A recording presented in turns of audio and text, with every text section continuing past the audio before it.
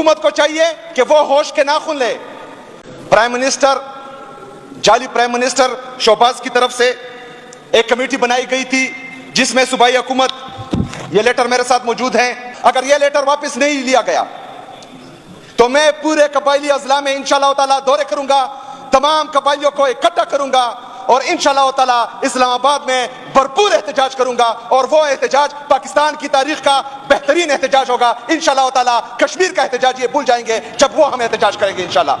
हमारे रगों में पाकिस्तान से मोहब्बत का खून दौड़ता है, लेकिन इस तरह नहीं कि ये लोग हम पर जुल्म पे जुल्म करते जाएं और हम देखते जाएं। इंशाअल्लाह ताला इस कमेटी के खिलाफ भी भरपूर आवाज उठाएंगे और अगर हमें अपने हकूक ना दिए गए तो इंशाअल्लाह ताला एहतजाज का रास्ता जो है वो हमारे साथ है। अस्सलाम वालेकुम नाज़रीन इकराम, आपको मुकम्मल वीडियो दिखाते हैं। वज़ीर आला सोहेल आफरीदी असम्बली पहुँचते ही चीख कर फट पड़े। इमरान खान की बहनों पर अडयाला जेल के बाहर जो तशद्दुद किया गया, वाटर कैनन से उन पर आधी रात को पानी फेंका गया, इस तरह का जुल्म अब मुल्क में मज़ीद नहीं चल सकता। सोहेल आफरीदी ने वाज़े ऐलान करते हुए कहा कि अब मैं इसके खिलाफ निकलूँगा और अब मुझ पर कोई गिला न करे। आप वीडियो देखिए, फिर इस पर बात करते। हुकूमत को चाहिए कि वो होश के नाखून ले। हुकूमत को चाहिए कि जो कुर्बानियां हमने दी हैं उनका अजाला करे। ये इख्तियार सिर्फ और सिर्फ सूबाई हुकूमत के पास है और सूबाई हुकूमत के नुमाइंदों के पास है या वहां के पार्लियामेंटेरियन के पास है, जिसमें नॉन इलेक्टेड मेंबर्स या वो लोग जो इनके चमचे हैं उनके थ्रू जो है वो यहां डेवलपमेंट स्कीम कर सकते हैं।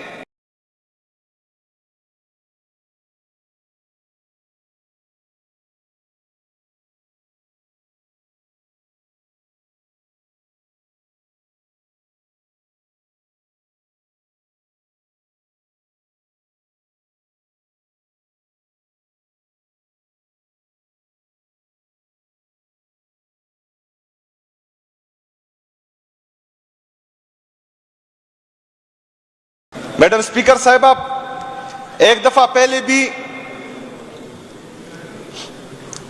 प्राइम मिनिस्टर, जाली प्राइम मिनिस्टर शहबाज की तरफ से एक कमेटी बनाई गई थी जिसमें सूबाई हुकूमत, ये लेटर मेरे साथ मौजूद हैं, उन्होंने इस कमेटी को अनकॉन्स्टिट्यूशनल डिक्लेयर किया था।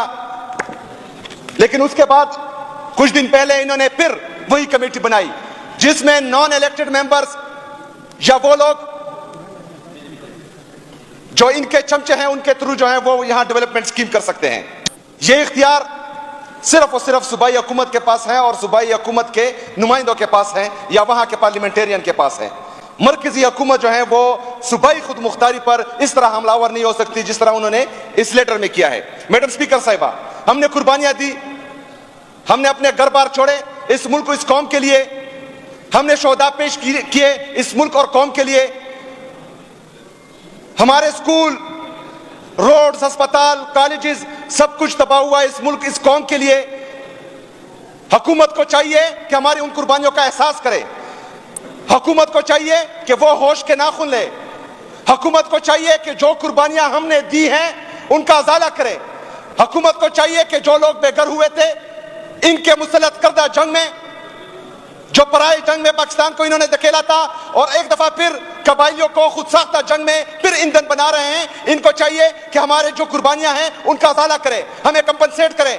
हमारे जो घर तबाह हुए हैं, हमारे जो कारोबार तबाह हुए हैं, हमारे जो शोहदा हैं उनकी कदर करें, उनको कदर की निगाह से देखें। ये हम पर जो है मजीद बोझ डाल रहे हैं। ये लेटर, ये कमेटी सिर्फ और सिर्फ जो है कबायलियों को जलील करने के लिए और हमारी कुर्बानियों को नीच की निगाह से देखने के लिए यह कमेटी बनाई गई है। मैडम स्पीकर साहिबा, हमारे सूबाई हुकूमत की तरफ से मरकजी हुकूमत को सीसीआई बुलाने के लिए बाकायदा लेटर किए गए हैं। एनएफसी अवार्ड जो 2010 में 7th एनएफसी अवार्ड बना था, उसके बाद एनएफसी का शेयर खैबर पख्तूनख्वा का ज्यादा होना चाहिए। जो सरदार जजीज रिपोर्ट में कबायलियों के साथ वादा किया गया था कि वो हमें डिविजिबल पूल में 3% देंगे, जो केपीके के साथ वादा किया गया था कि वो वॉर ऑन टेरर में हमें 1% देंगे, जो सरताज अजीज रिपोर्ट में कबाइलियों के साथ वादा किया गया था कि हर साल वो हमें 100 बिलियन देंगे और ये जो है 10 साल तक जारी रहेगा।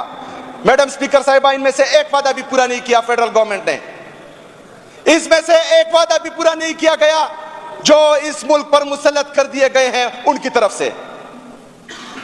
हमें कंपनसेट करने के बजाय, हमारी कुर्बानियों को कदर की निगाह से देखने के बजाय वो हम पर मजीद जो है वो बोझ डाल रहे हैं।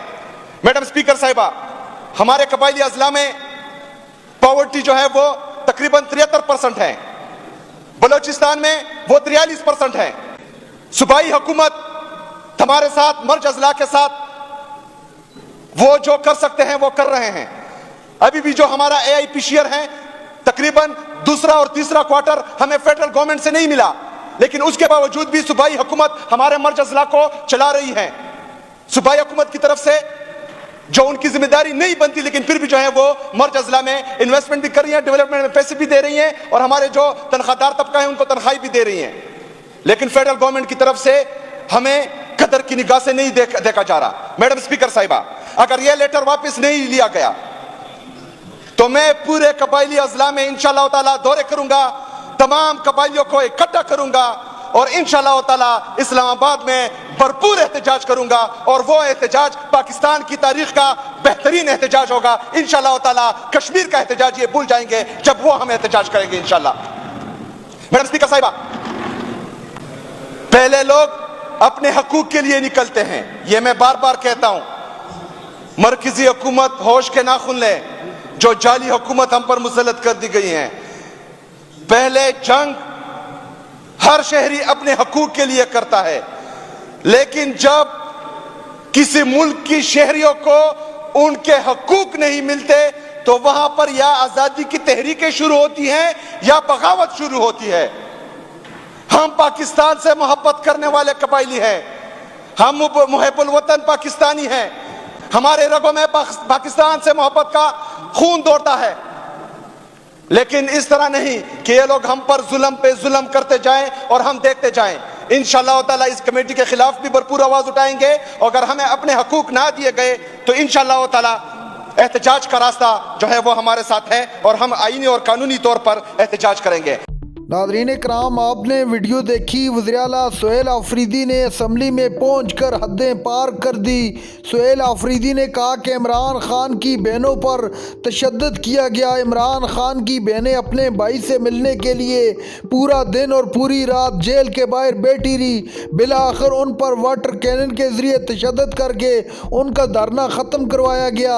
क्या इस तरह मुल्क चला करते हैं या इसको जमहूरियत कहेंगे आप? जब मैं बाहर निकलूँगा फिर ये लोग रोएंगे, लेकिन मैं वापस नहीं आऊँगा।